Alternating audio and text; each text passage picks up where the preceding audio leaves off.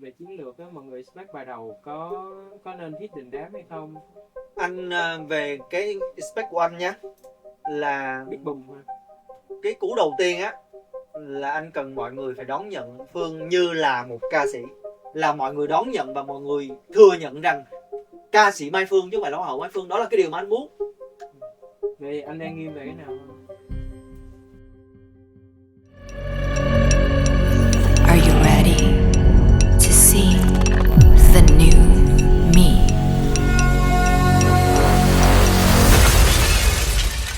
Nếu như mà có ai hỏi Mai Phương là khoảnh khắc nào mà bạn cảm thấy câu chuyện mà âm nhạc này nó thực sự bắt đầu, thì đó là cái khoảnh khắc mà Mai Phương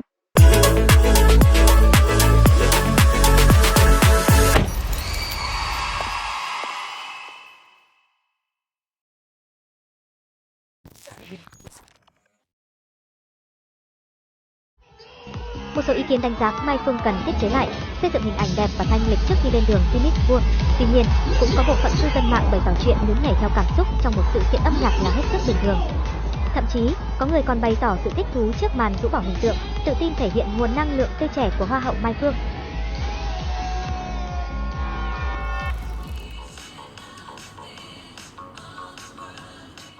ok.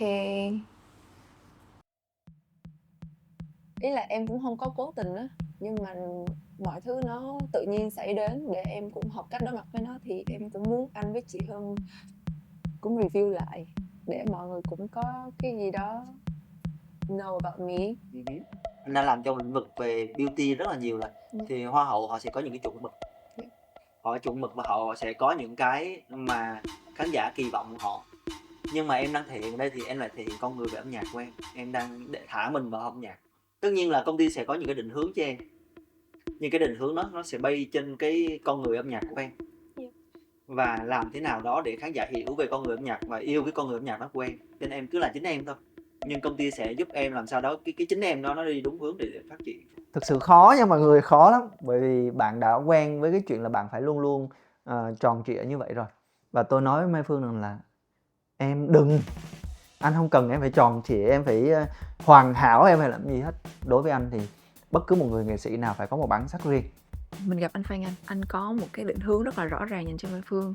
Và khi mà anh chia sẻ rằng là mình sẽ có một series phim tài liệu tên là From Demo to Debut, thì mình thấy là wow, tự nhiên cái đầu mình lại nhớ lại những cái documentary của những nghệ sĩ khác mình đã xem. Và Mai Phương cũng nghĩ rằng là rất nhiều những khán giả ngoài kia họ có thể sẽ băn khoăn là không biết là một ca sĩ những cái bước đầu của họ sẽ như thế nào. Thì đây, từ một cái lĩnh vực hoàn toàn khác chuyển qua làm nghệ sĩ âm nhạc từ con số 0, nó sẽ như thế nào, có những cái va vấp gì, những cái mới lạ gì. Xong rồi mình cũng nghĩ là những cái khoảnh khắc lúc trước mình kiểu bị down mood, muốn từ bỏ hết tất cả, và mình thấy là cũng cảm ơn mình tại vì mình đã tiếp tục bước tiếp để có thể gặp được mọi người ngày hôm nay.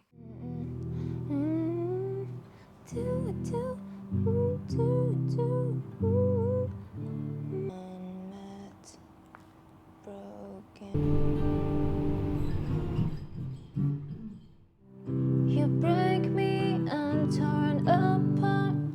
You break me, you tore me apart.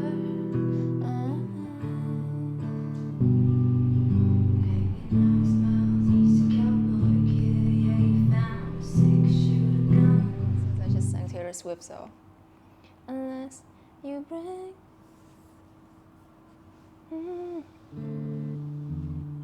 Vì có sao đâu có sao nào, dù ai có nói ngả nghiêng em chỉ quan tâm chúng ta thôi baby.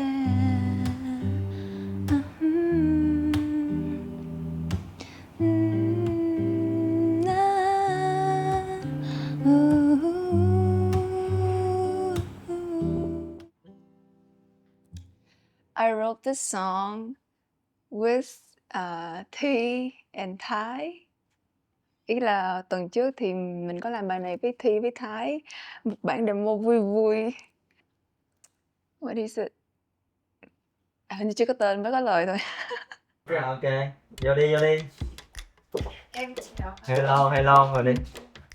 Để lên nước uống. Sao rồi? Mấy ngày sao rồi? Dạ, Cũng hả? Thật ra thì anh có nhận được báo cáo của tụi nó hàng ngày. Rồi Thịnh cũng có họp với anh để coi là cái định hướng mà anh trao đổi với bạn về em á, thì cái khả năng của em có đáp ứng được hay không. Thì trộm vía trộm vía thì có thể nói với em là cái định hướng mà anh đang đưa ra nó rất là có khả năng để thành công. Nhưng mà điều anh cần đó là phải xây một cái team cho em.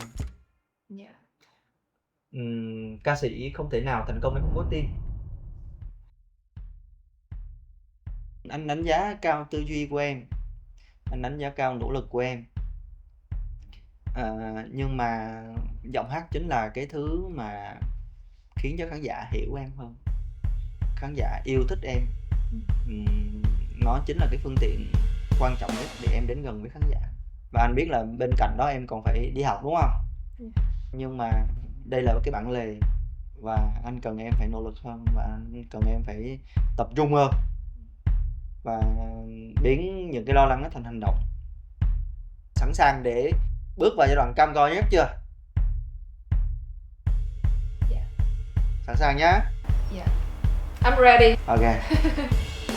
Từ lúc mà vào Vmax là nó cứ nhảy hết từ cái bất ngờ này đến cái ngợp khác đến cái hào hứng tiếp theo. Lúc mà Mai Phương làm việc với Inus á, mình không biết là phải bắt đầu chia sẻ cái ý tưởng album như thế nào, và những cái câu chuyện của cá nhân mình bình thường mình đã không thể chia sẻ được với những người xung quanh hoặc là gia đình, mình cũng sẽ gói lại cho mình thôi. Mà bây giờ khi mà làm nghệ thuật thì mình cũng học cách đúc kết những câu chuyện cá nhân của mình, những cái trải nghiệm của mình để mình làm âm nhạc. Câu cuối hay yêu gớm tâm lý là nó là câu triết lý, ý là ví dụ như thay vì là em nhắm vấn đề một người thì cũng là cứ sống tốt là anh sẽ tới, ví dụ vậy. rồi mà bao nhớ mấy câu tình si rất đi. Nó phải là sự kết hợp từ rất là nhiều người, và các bạn thực tập sinh của DTAP đó là Inus, và các bạn là những người nghệ sĩ trẻ, và các bạn có những cái tính thời đại và có những cái sự liều lĩnh khi mà mình thử nghiệm ra các dòng nhạc. Khi mà mỗi lần mà có vấn đề gì á là sẽ nhào vô liền. Đấy. Sai nhịp 1, 2, 3, 4.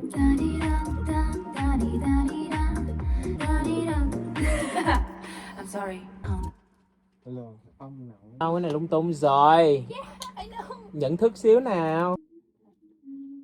Ráng bắt mô típ khi mà feel á là mình mình thấy cái mô típ nó hay quá, rồi mình bắt lại xong mình phát triển cái mô típ đó, chứ không phải là mình cứ đã đời trên trời dưới đất xong dùng mất thời gian. Tự nhiên xong cái em vai trò giống như mình, em không có cái góc nhìn của cái chuyện là tổng thể là nó là như vậy, mình đang đúng chưa, tại sao mình phải ra những cái quyết định đó. Rồi em cầm cái beat đó em cũng ráng em đè đầu em viết cho xong.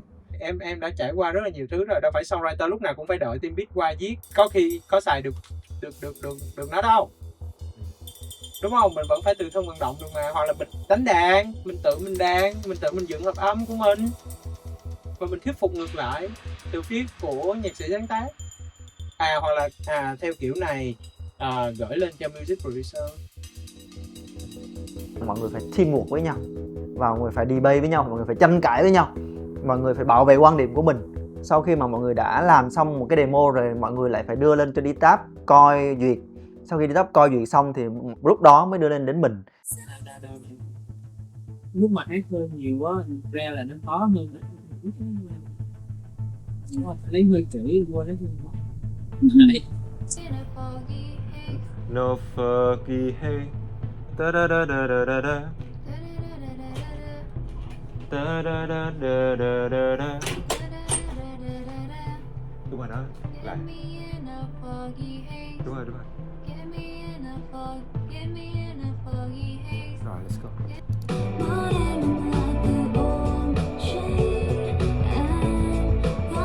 Chắc được chữ em ha.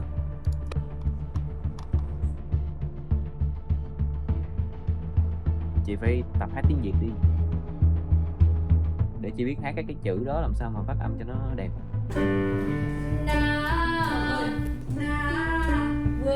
Nhất là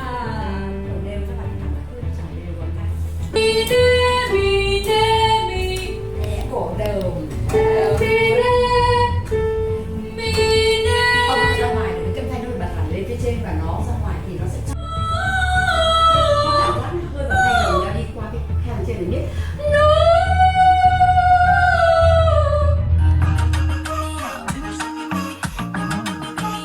I'm a perfectly imperfect girl, perfectly imperfect girl, perfectly imperfect girl, perfectly done, imperfect girl, perfectly imperfect girl, imperfect.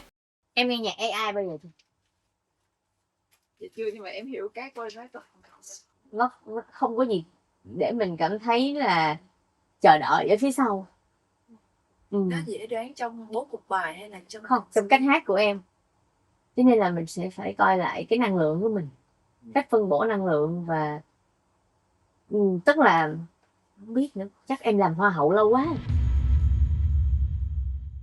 Tức là họ sẽ đánh giá nỗ lực của em, họ sẽ không biết là em thức đến 3 giờ sáng hay 4 giờ sáng, thì ăn cơm hay gì đó là hay đi sự kiện về phải không kịp mà làm make up là phải vào làm nhạc liền, cái đó người ta sẽ không thấy. Người ta sẽ thấy đến một thứ thôi, là cái âm nhạc của em á, họ thích hay không thích. Nhưng mà thật ra nó còn có một cái vấn đề nữa là anh đang thấy á Phương, anh cũng biết là những cái anh viết ra đôi khi là em cũng không thích để tải nó, giống như là ví dụ các bạn Ines sẽ nói cái câu chuyện là anyway, những bài nào mà chị Phương thích thì Phương hát hay đó, còn cái bài nào mà cảm giác không thích cái hát qua qua. Ở đây không có vấn đề gì, không phải là anh đang ép em về vấn đề personal hay anh đang có vấn đề personal với em, mà ở đây chỉ là muốn làm sao đó để mình hài hòa tất cả mọi thứ để tạo ra một sản phẩm tốt nhất có thể. Sẽ có những bài hay mà bởi vì anh loại là do anh không cảm nhận được hết, nhưng mà anh cũng tin rằng là những bài loại đó và những bài anh chọn maybe nó cũng sẽ làm nó thành công. Trời ơi, mấy bài này mà cất cho 5 năm nữa sử dụng vẫn ok. Em rất là hiểu, tại vì em cũng như em nghĩ là cái sản phẩm cuối nó được tốt nhất, và tại vì bản thân em cũng biết là em đã đi sâu vào người rất là nhiều về kinh nghiệm, và em cũng đang tự hỏi là như thế nào là một bài hát hay, và mình hát đến khi nào thì nó mới là hay. Em có nhiều session em thu em hỏi Thi là em thấy nó hay không, thì các bạn kêu là tốt hơn, nhưng mà em đang không hiểu tốt hơn là nó cần thêm cái gì nữa. Nên là em trách em rất là nhiều, và khi em nghe mọi người nói thì em mới thấy là ý là em đang bị lost á mọi người, em đang rất là lost á. Ý là em cũng rất cố gắng để hiểu cái bài đó, và em không có muốn mọi người nói là em như vậy.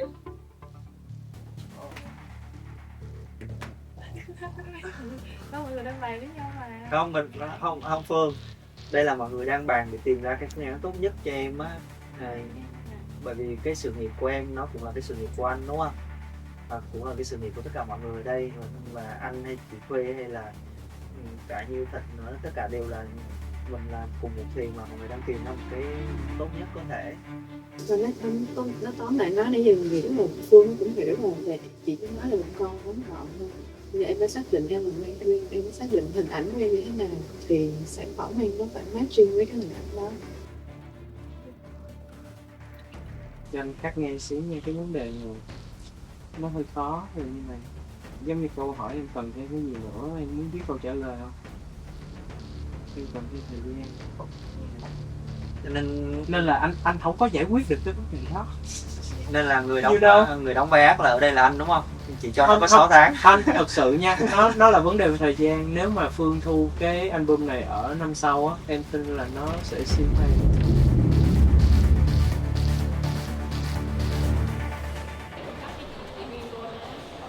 Khi Mai Phương là một hoa hậu luôn xuất hiện với một hình ảnh chỉnh chu, và khi qua nghệ thuật thì gần như là mình đã phải học cách để gỡ bỏ từng những cái lớp hoàn hảo mà mình cố gắng xây đắp.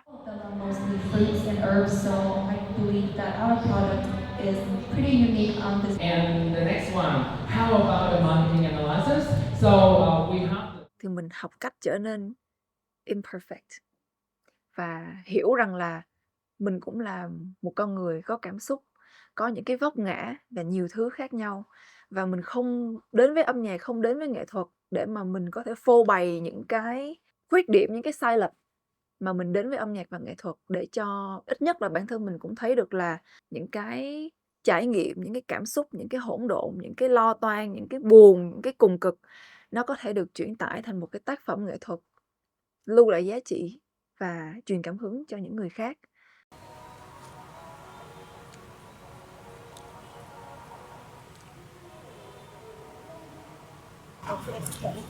Yeah. So my highlight is so sad.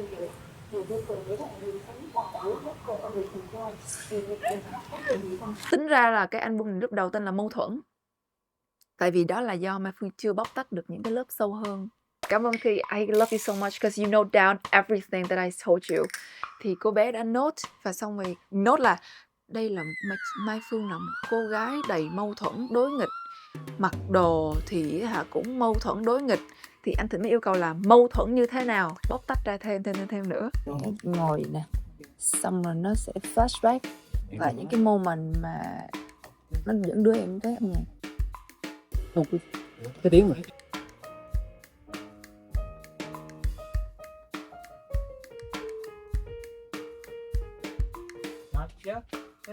Thử là một cái kháng tranh. Quãng nó kiểu nó liên tục với nhau, với là nó liền, nó không có nhanh lên. Em thích làm trái ngược lại, hoặc là phá một cái gì đó em mới thích. Em nghĩ nó không, nó chỉ là đơn giản là mâu thuẫn thôi. She made a promise to me not to cut her hair until my debut. Okay. Or even after. No. Why after? No, like until. Okay, until. So this is like the second picky promise to me.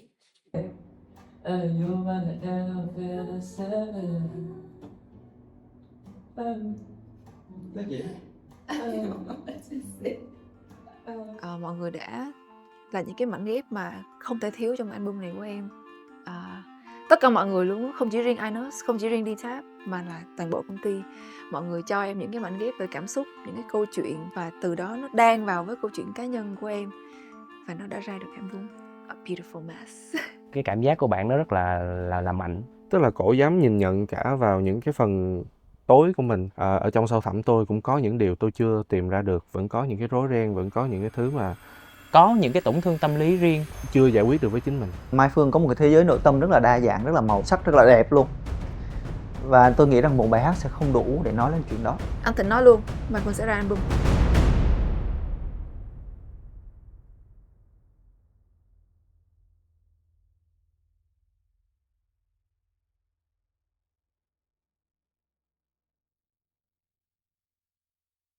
Giờ anh hỏi ai đang làm bài gì, trả lời cho anh đi. Ubin đang làm intro mà cái câu này nghe từ 2 tuần trước. Em sắp xếp sao kiểu gì? Sắp xếp vậy mà chết anh rồi. Những cái áp lực nó chồng đè lên nhau á, nó cũng khiến cho tụi mình có những lúc mà kiểu khi dây nó căng quá. Thì Mai Phương ơi, Dạ. nói chuyện xíu đi. Okay. Chiều nay á, nó là một cái sự hiểu nhầm tai hại.